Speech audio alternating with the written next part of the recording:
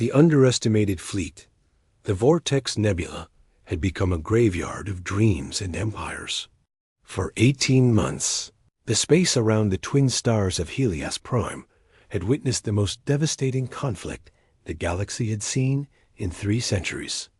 Krillian Empire and the Nexare Coalition, 2 superpowers that had divided the Outer Rim territories between them for generations, were locked in a war that consumed entire star systems. Admiral Thrax stood on the command deck of his flagship, the Decimator, a massive dreadnought that stretched nearly 12 kilometers from bow to stern. Its hull was scarred from countless battles, but it remained the crown jewel of the Krillian war fleet.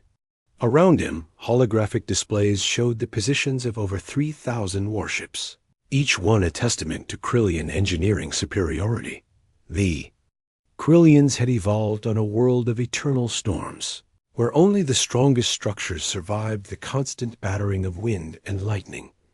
This had shaped their philosophy of warfare: build bigger, strike harder, endure longer. Their ships were mobile fortresses, bristling with energy cannons that could crack planets and armor plating thick enough to withstand supernovas.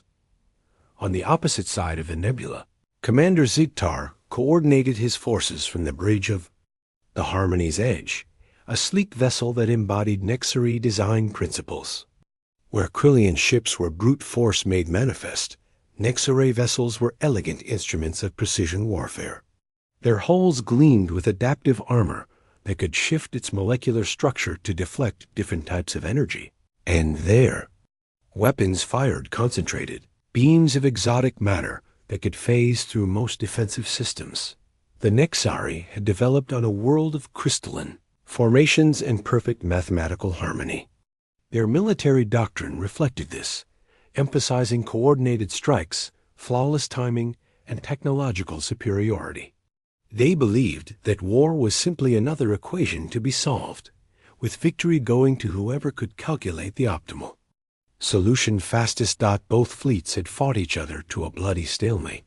Every day brought new casualties, new destroyed worlds, new reasons for hatred. The war had started over mining rights to a rare mineral deposit, but it had evolved into something far more personal. Each side now fought not just for resources, but for the right to exist as a galactic power. Captain Elena Vasquez had been watching this carnage unfold from the safety of hyperspace for the past 3 days. Her ship, the TFS Whisper, was barely 300 meters long, a tiny speck compared to the massive alien warships that filled the nebula.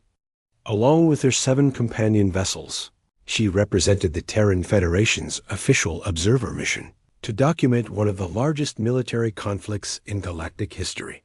The bridge of the Whisper was cramped compared to the vast command centers of the alien ships, but every surface was covered with the most advanced sensor equipment Earth could produce. Lieutenant Commander Sarah Chun, the ship's tactical officer, had been recording everything from weapons frequencies to shield harmonics, building a comprehensive database of both empires' military capabilities. Captain, we're receiving another communication request from the Krillian flagship, reported Communications Officer Marcus Webb.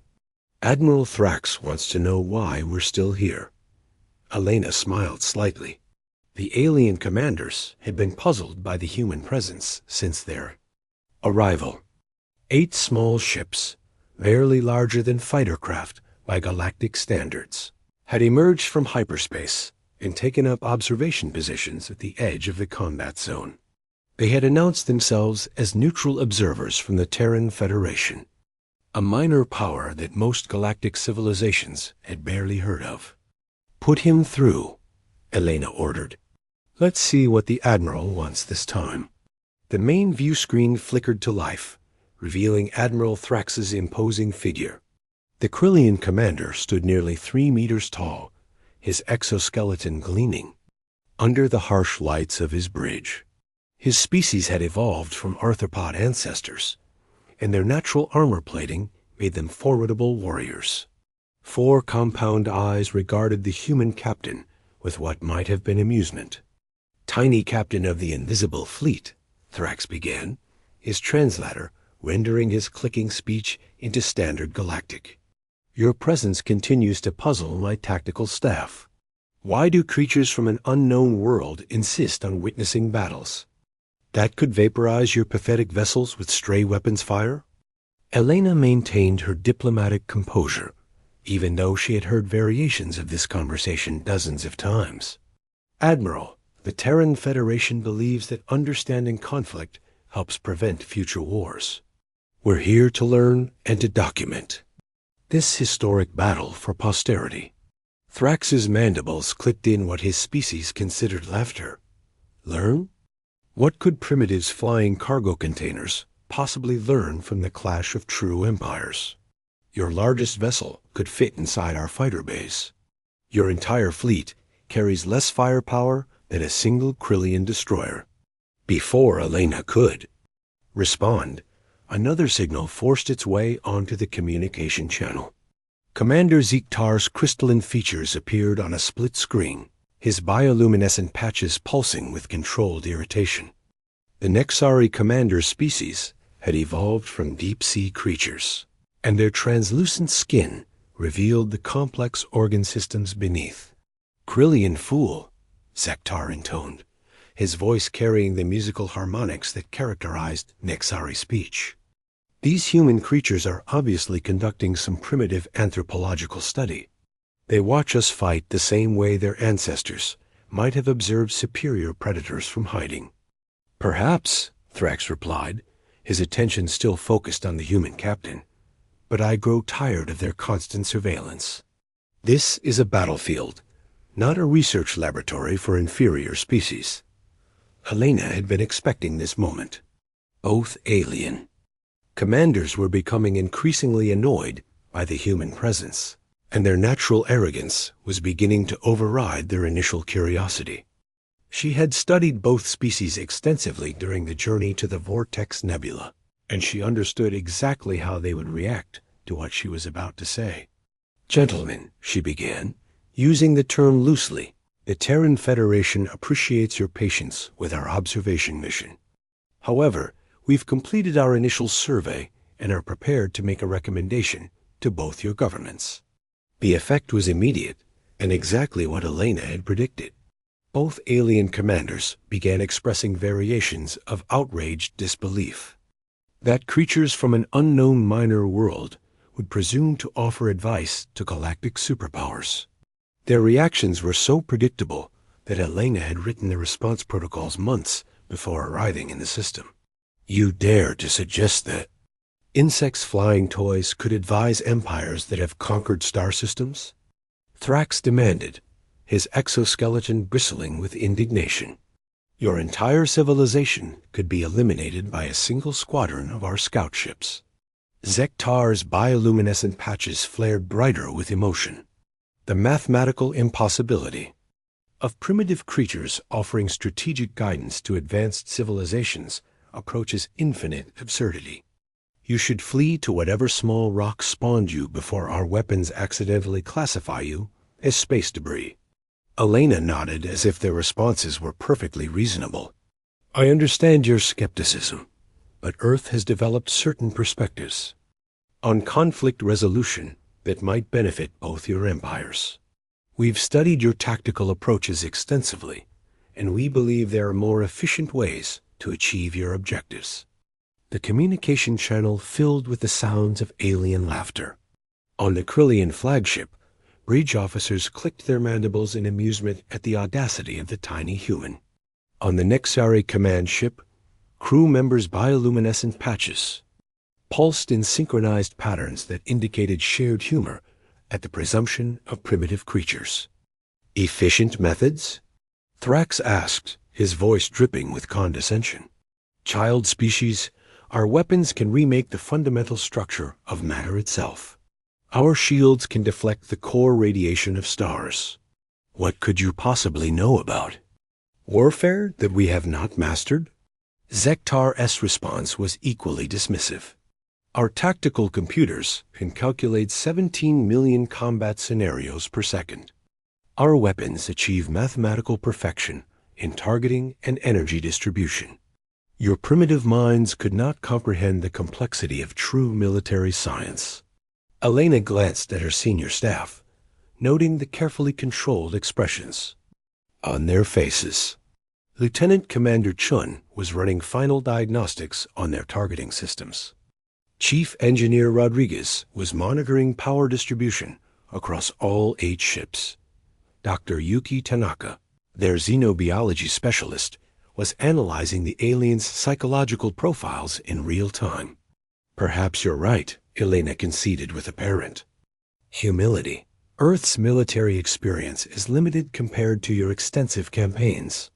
We've only been fighting wars for about 10,000 years, and we've never conquered more than one star system. This admission seemed to satisfy both alien commanders. They exchanged glances across the communication channel, sharing a moment of mutual agreement about the obvious inferiority of human civilization. Then you understand your place in the galactic hierarchy, Thrax stated with finality. Return to your small world and leave warfare to species capable of conducting it properly. Agreed, Zektar added. This conflict involves forces beyond your comprehension. Withdraw to a safe distance and content yourselves with observing from the periphery of relevance. Elena was about to respond when proximity alarms began sounding. Across all 3 ships, the ongoing battle between the 2 fleets had shifted closer to the human observation position, bringing massive alien warships within dangerous range of the tiny human vessels. The TFS Mercy, one of the human ships serving as a mobile medical facility, found itself directly in the path of a Krillian plasma barrage intended for a Nexari cruiser. The alien weapons were so powerful that even a near miss could overload the medical ship's shields and vaporize its crew of 43 humans. Elena watched in horror as the plasma burst engulfed her sister ship.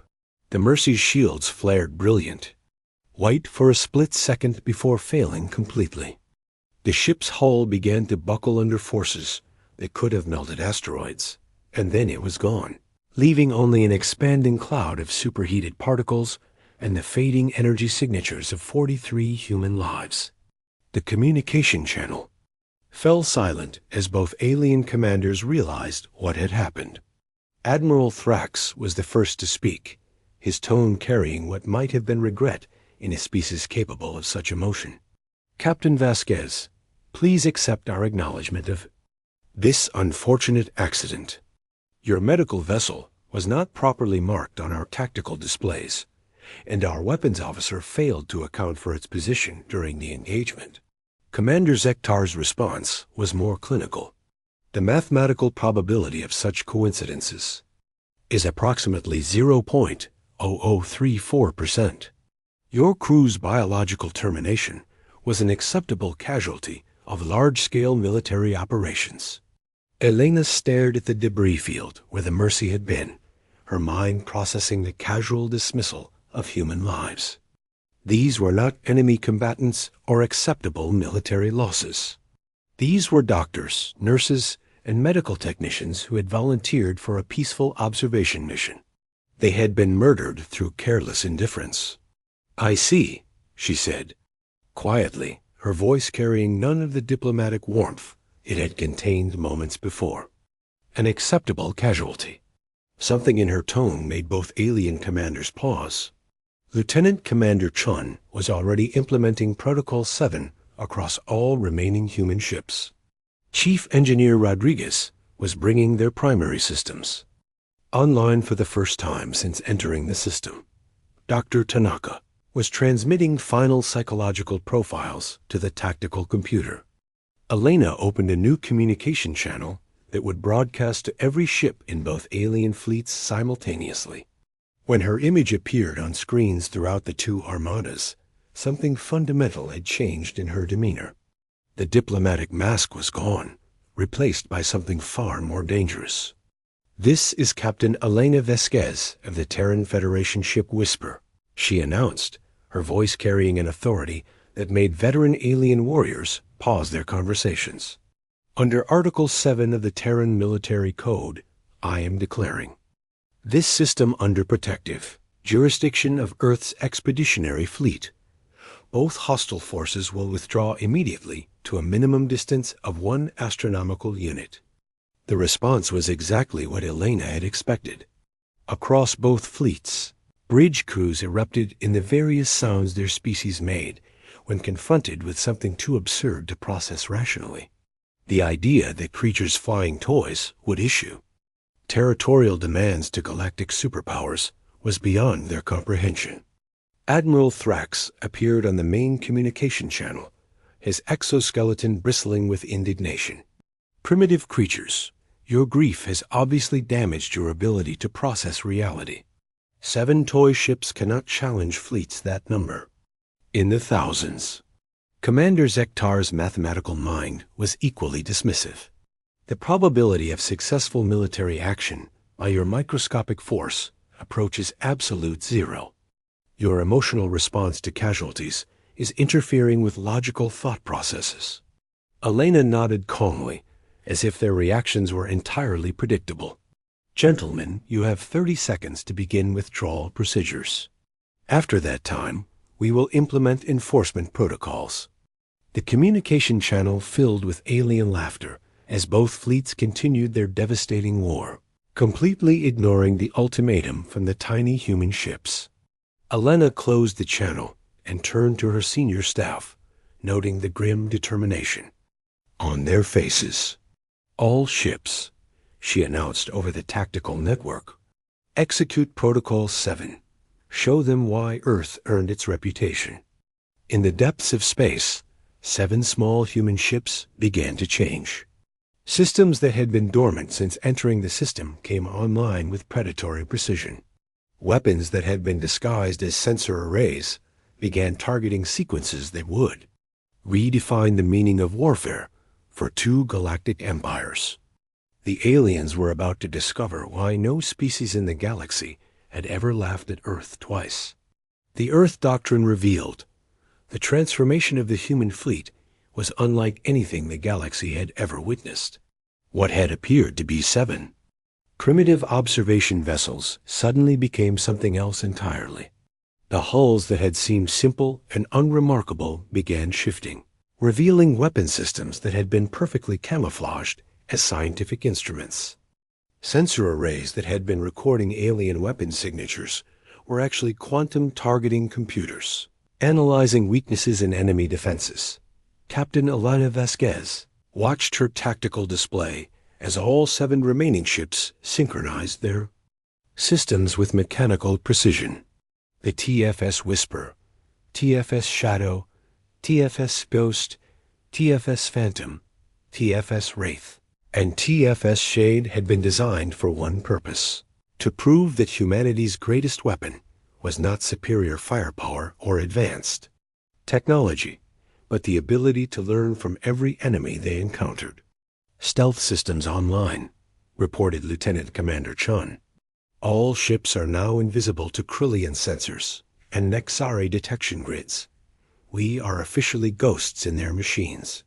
Chief Engineer Rodriguez grinned as he monitored power levels. Across the fleet, Captain, we're drawing energy signatures identical to background cosmic radiation. To their sensors, we just ceased to exist. Dr. Tanaka was coordinating the psychological warfare protocols that would make this demonstration maximum effective. Both species respond to displays of superior capability with submission behaviors. They need to understand they've been outmatched by creatures they considered inferior. Elena nodded, remembering the briefings she had received before leaving Earth. Humanity had been studying galactic warfare for over a century, ever since first contact with alien civilizations. While other species built bigger guns and thicker armor, humans had focused on understanding their enemies completely. Every battle, every conflict, every tactical decision made by alien species had been recorded, analyzed, and incorporated into Earth's military doctrine. The first strike came without warning. Admiral Thrax was reviewing casualty reports from the latest engagement when every system on his flagship simply stopped working. The massive dreadnought's engines went silent, its weapons powered down, and its shields collapsed. Across the Krillian fleet, the same thing was happening to every major warship simultaneously. "Report!" Thrax demanded, his mandibles clicking with agitation. "What is happening to our ships?" His tactical officer was frantically working at a console that refused to respond to any commands. "Admiral, all primary systems are offline. Our computers show massive electromagnetic interference, but our sensors detect no source." The truth was far more sophisticated than simple electromagnetic warfare. The human ships had spent days mapping every electronic signature in both alien fleets. Their quantum computers had reverse-engineered the operating frequencies of Krillian technology and created precise interference patterns that could shut down specific systems without causing permanent damage. "Commander, Zektar was experiencing similar difficulties aboard the Harmony's Edge. His ship's elegant control systems had become completely unresponsive, leaving the massive vessel drifting helplessly through space. The mathematical precision that the Nexari prided themselves on had been turned against them by opponents who understood their technology better than they did. "This is impossible," Zektar stated, his bioluminescent patches flickering with confusion. "Our systems are protected by 17 layers of quantum encryption.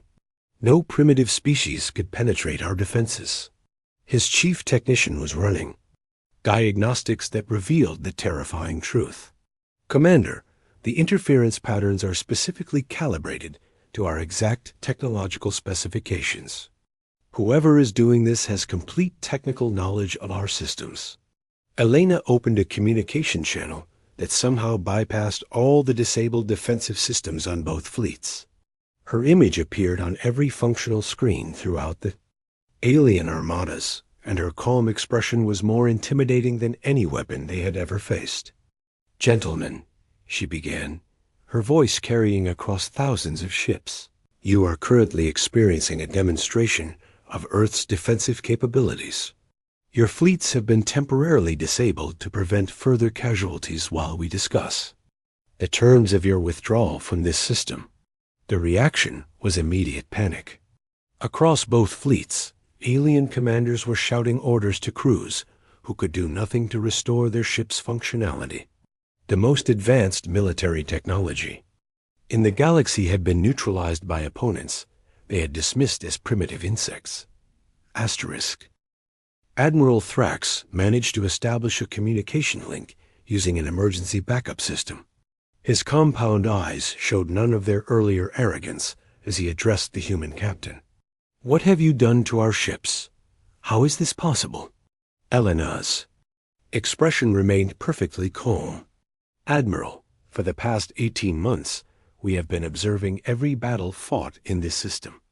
We have recorded the energy signatures of every weapon, analyzed the defensive capabilities of every shield system, and mapped the electronic architecture of every computer network in both your fleets."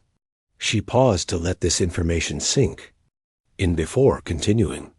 "Earth's military doctrine is based on a simple principle: know your enemy better than they know themselves. While you were focused on building bigger weapons and stronger armor, we were learning how to turn your own technology against you." Commander Zektar's mathematical mind was struggling to process the implications. "The probability calculations are staggering. You would need complete technical specifications for every system in both fleets to achieve this level of interference." "Correct," Elena acknowledged. "Which is why we spent the last 3 days conducting the most comprehensive intelligence-gathering operation in galactic history. Every sensor sweep you thought was primitive curiosity was actually penetrating analysis of your military capabilities." Chief Engineer Rodriguez was monitoring the alien fleet's attempts to regain control of their systems. The Krillians were trying brute force approaches, attempting to override the interference with massive power surges that only made their situation worse. The Nexari were attempting mathematical solutions, running calculation after calculation that led nowhere because the humans had anticipated every possible countermeasure. "Captain," Rodriguez reported, "both fleets are completely helpless. They cannot move, fight, or defend themselves. We have achieved total tactical superiority without firing a single lethal shot." This was the demonstration that Earth had designed to change the galaxy's understanding of warfare. Humanity had studied every major military conflict for over a century, learning from the mistakes and successes of dozens of alien species. They had developed technologies specifically designed to neutralize the standard tactical approaches used by galactic powers. Dr. Tanaka was analyzing the psychological impact of the demonstration on both alien species. "Captain," both command, "crews are experiencing severe cognitive dissonance. Their fundamental understanding of military superiority has just been shattered." Elena decided it was time to complete the lesson. "Admiral Thrax, Commander Zektar, you are probably wondering how a species you considered primitive could achieve complete military dominance over galactic superpowers." Both alien commanders were listening with the desperate attention of creatures whose entire worldview was collapsing. Elena continued with the patient tone of a teacher explaining a complex concept to confused students. "Earth has been preparing for galactic warfare since our first contact with alien civilizations 112 years ago. We studied every battle, every weapon, every tactical doctrine used by advanced species. We learned that bigger ships and more powerful weapons were not the key to military success." She activated a holographic display that showed tactical analyses of dozens of galactic conflicts.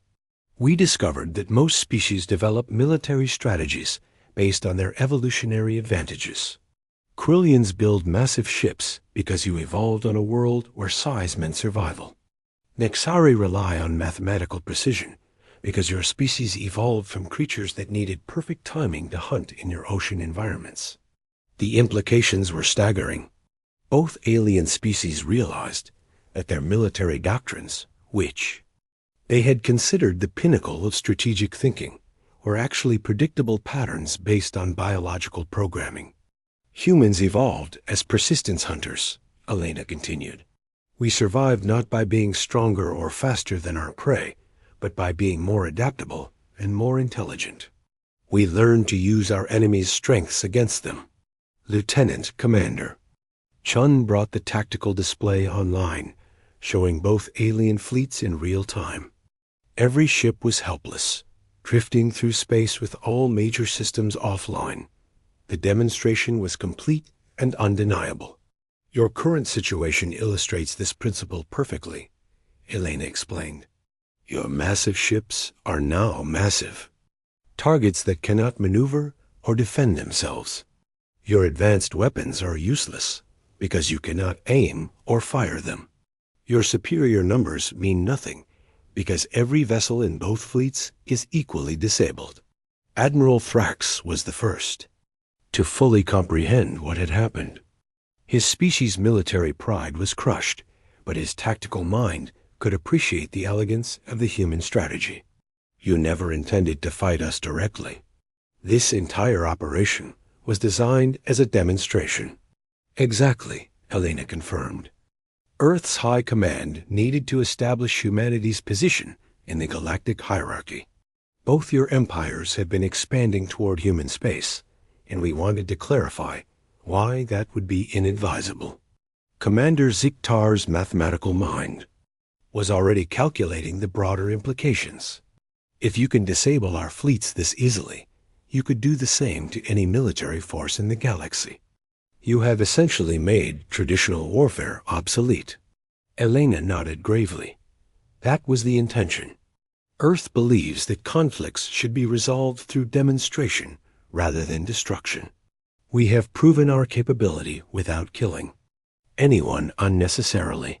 Chief Engineer Rodriguez was monitoring both fleets' life support systems to ensure no alien crew members were in danger. The human technology had been designed to disable weapons and engines while leaving environmental systems fully functional. Both fleets are secure, Rodriguez reported. No casualties, no permanent damage to their ships. They can restore full functionality once we release the interference patterns. This was perhaps the most impressive aspect of the demonstration. Earth had achieved complete military victory while avoiding the massive casualties that typically characterized galactic warfare. The aliens had been defeated by opponents who were more concerned with preserving life than proving superiority. Dr. Tanaka noted the changes in alien behavior patterns. Captain, both command crews are showing submission responses. They now recognize humans as a superior military force. Elena addressed both alien commanders one final time. Gentlemen, your fleets will regain full functionality in approximately 10 minutes. During that time, you will withdraw from this system and establish a ceasefire. Earth is prepared to mediate peace negotiations between your empires. The response was immediate acceptance. Both Admiral Thrax and Commander Zektar agreed to all human terms without negotiation. They had been completely outmaneuvered by opponents they had dismissed as primitive creatures, and they now understood that humanity represented a new kind of military power in the galaxy. As the alien fleets began their withdrawal, Elena reflected on the mission's success. Earth had achieved every objective without firing a single shot that caused casualties. The galaxy would remember this day as the moment when humanity announced its arrival as a major power. All ships, she announced to her fleet, mission accomplished. Set course for Earth. We have a new reputation to live up to. The 7 human ships disappeared into hyperspace, leaving behind 2 humbled empires and a galaxy that would never again underestimate the species from the small blue planet. Earth had proven that the most dangerous weapon in the universe was not superior firepower, but superior intelligence applied with perfect precision. The age of human dominance in galactic affairs had begun not with conquest, but with a demonstration that raw power was no match for adaptive intelligence and thorough preparation. As news of the incident spread throughout the galaxy, every species with ambitions toward human space would remember one crucial lesson. Never laugh at Earth twice. Asterisk.